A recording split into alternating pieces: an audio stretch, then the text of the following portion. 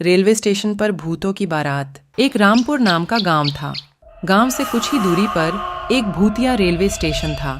गांव के लोगों का उस रेलवे स्टेशन से आना जाना तो क्या, उसके आसपास भी भटकते नहीं थे, क्योंकि उनका मानना था कि उस रेलवे स्टेशन पर भूत रहते हैं। हर अमावस्या की रात उस भूतिया रेलवे स्टेशन से भूतों की बारात निकलती है, वह भी पूरे गाजे बाजे के साथ। बारात में एक भूतिया दूल्हा अपनी पूरी पलटन के साथ गांव में आता है और एक जवान लड़की को अपने साथ ले जाता है।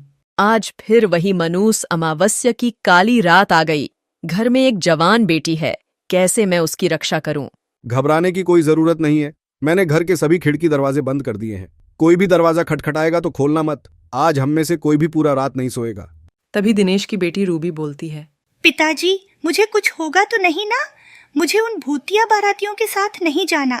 मेरी बच्ची, तेरे माता पिता के होते हुए तुझे किसी से डरने की जरूरत नहीं है। पूरा गांव दहशत से अपने अपने घर में छिपकर बैठ जाता है। तभी गांव में ढोल और शहनाई की आवाजें आने लग जाती हैं। आवाज इस भूतिया बारात की ही थी, जो रेलवे स्टेशन से निकलकर गांव की तरफ आ रही थी। गांव वालों, दिखाई और सुनाई नहीं देता क्या? तुम लोग को तो देखो, बारात आई है। हमारा स्वागत नहीं करोगे? मेरी दुल्हन कहाँ है? कहीं दिखाई नहीं दे रही मुझे। अब भूतिया बारात गांव में आ चुकी थी। सुनीता अपनी फूल जैसी बेटी को एक कोने में छुपाकर बैठी हुई थी। तभी भूत आगे की तरफ बढ़ता है और जोर जोर से हंसने लगता है।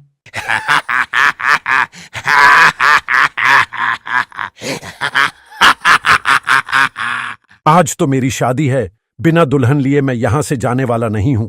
तुम गांव वाले मेरी दुल्हन को साथ विदा करते हो, या मैं खुद तुम्हारे मातम के साथ उसे अपने साथ ले जाऊं?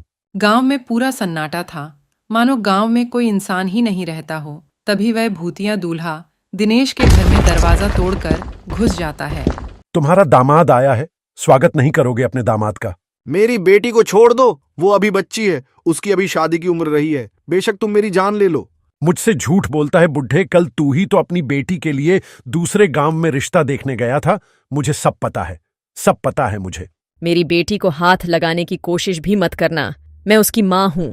मैं अपने जीते जी अपनी बेटी की शादी एक भूत से नहीं होने दूंगी। फिर क्या था, उस भूतिया दूल्हे को बहुत गुस्सा आता है और वह रूबी के माता पिता को वहीं जान से मार देता है।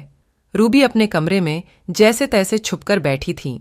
छोड़ो मुझे अपने माता पिता के पास जाने दे। पर वो भूत उसकी एक नहीं सुनता।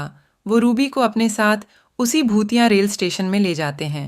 अगली सुबह होते ही प्रियंका और उसके परिवार के सांस में सांस आती है। कल तो हमारी बच्ची बाल बाल बच गई, पर जो रूबी के परिवार के साथ हुआ वह बहुत बुरा हुआ। ऐसा नहीं होना चाहिए था। पर हम कब तक अपनी बेटी की रक्षा करते रहेंगे? एक ना एक दिन तो वो भूत हमारी बेटी को भी उठाकर ले जाएगा। उस रात के बाद पूरे गांव में डर का खौफ छाया हुआ था। हर जगह मातम बिखरा हुआ था। गांव वाले मिलकर रूबी के माता पिता का अंतिम संस्कार कर देते हैं, लेकिन पूरे गांव वालों की जुबान पर बस भूतिया बारात की ही बातें थीं। अरे गांव वालों, ये सब कब तक चलेगा? वे भूत बेधड़क आते हैं और हमारी आंखों के सामने हमारी बेटियों को उठाकर चले जाते हैं, और हम बेबस, लाचार बस देखते रह जाते हैं। दिनेश की बेटी रूबी हमारी भी तो बेटी थी ना? बिल्कुल सही कह रहे हो। इस गांव की हर एक बेटी तो हमारी बेटी जैसी ही है। उन सब की रक्षा करना हम सबका फर्ज है। हम सब गांव वाले मिलकर उस भूत का सामना करेंगे। तुम चिंता मत करना। वह तो सब सही है भाई, लेकिन हम कब तक अपनी बेटियों को कंवारा रखेंगे? जिसकी भी बेटी जवान और शादी के लायक होती है, पता नहीं कैसे उस भूत को पता चल जाता है और वह उसे उठा के अपने साथ ले जाता है। मेरी बेटी भी है और उसकी भी अब शादी होने वाली है।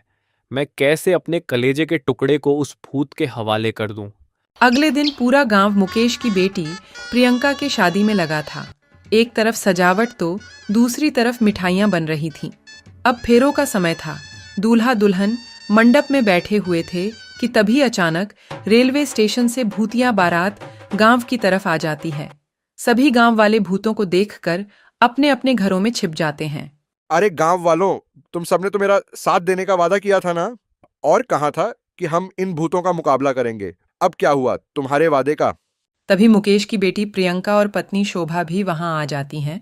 तुम्हारा यह साहस कि मेरे बिना तुम अपनी बेटी की शादी करने चले थे। जैसे ही भूत प्रियंका के माता पिता को मारने वाला होता है कि तभी प्रियंका उसी भूतिया दूल्हे के सामने आ जाती है और कहती है, आप मेरे माँ बापूजी को मत मारिए। अच्छा छोड़ दूं, इसे मैं बस एक ही शर्त पर छोड़ूंगा, अगर तुम मेरे से शादी करोगी। नहीं नहीं मेरी बच्ची, शादी के लिए तू हाँ मत करियो। तेरी शादी से अच्छा है कि यह भूत हमारी जान ले ले। माँ पिताजी, अगर इस भूत से शादी करने से आप दोनों की जान बचती है तो मैं यह शादी जरूर करूंगी। यह कहते ही भूतिया दुल्हा अपने बैंड बाजी के साथ प्रियंका को अपने साथ भूतिया रेलवे स्टेशन की ओर ले जाने लगता है। रुक जा मेरी बेटी, तू ऐसा मत कर। किसी गांव वाले की हिम्मत नहीं होती कि उस भूतिया बारात का सामना कर सके, क्योंकि उस बारात में एक से बढ़कर एक खूंखार भूत और चुड़ैल मौजूद थे। वहीं प्रकाश नाम का व्यक्ति अभी हाल ही में गांव में आया था और यह सब देखकर वह कहता है, ये ठीक नहीं किया हम सब ने।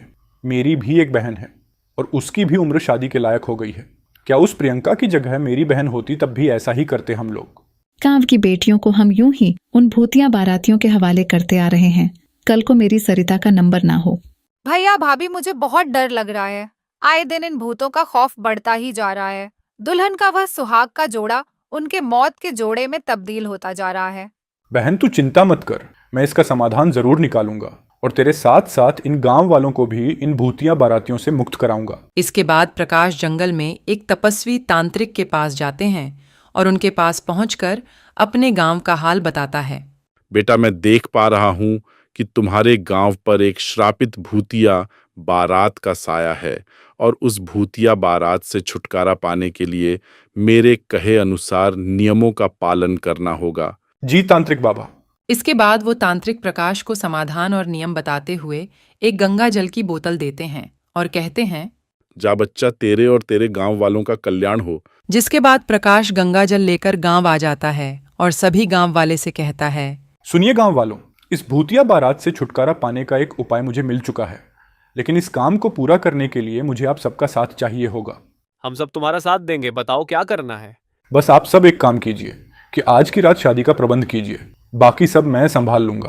प्रकाश के ऐसा कहते ही पूरा गांव शादी की तैयारी में लग गया और ऐसे ही अब रात हो चली थी और शादी की बात उन भूतिया बारात को भी पता चल गई थी, जिसके बाद वो भूतिया बारात बैंड बाजे के साथ गांव में आ खड़ी हुई। कहाँ है मेरी दुल्हन? बताओ कहाँ है मेरी दुल्हन? भूतिया दूल्हा मंडप में एक दुल्हन को देखता है और उसे अपने साथ भूतिया रेलवे स्टेशन के अंदर एक पुरानी सी ट्रेन के डिब्बे में लेकर चला जाता है, जहां पर बहुत सारे कंकाल ही कंकाल पड़े हुए थे। तभी वह दुल्हन घूंघट उठाते हुए कहता है, ये रही तुम्हारी दुल्हन, कर लो अब शादी। धोखा, धोखा हुआ है मेरे साथ, धोखा। मैं तुम्हें नहीं छोड़ूंगा। भूत के ऐसा कहते ही प्रकाश अपने हाथों में छुपाए हुए गंगा जल को उस ट्रेन में पड़े कंकाल के ऊपर छिड़क देता है और बाहर निकल जाता है, जिसके बाद उस पूरी ट्रेन में आग लग जाती है और वह भूतिया बारात उस आग में भस्म हो जाती है। अशोक के इस काम से अब गांव में बेटियों की शादी अच्छे से होने लगती है और सब कुछ ठीक हो जाता है।